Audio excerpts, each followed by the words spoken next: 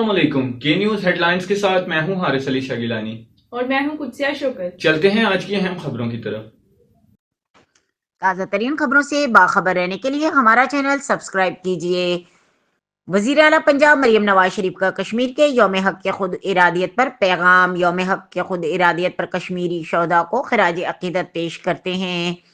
यौम हक खुद इरादियत मजलूम कश्मीरियों की जद्दोजहद आज़ादी को सलाम पेश करने का दिन है। अक़वाम मुत्तहदा ने 5 जनवरी 1995 को कश्मीरियों के हक के खुद इरादियत तस्लीम कराए। कश्मीरी बहन भाई कई दिहाइयों से भारतीय मजालिम बर्बरियत का सामना कर रहे हैं। पाकिस्तान कश्मीर के हक के खुद इरादियत की मुकम्मल हिमायत जारी रखेगा। हुकूमत पाकिस्तान कश्मीर काज को मुतल्लका फॉर्म पर उजागर कर रही है।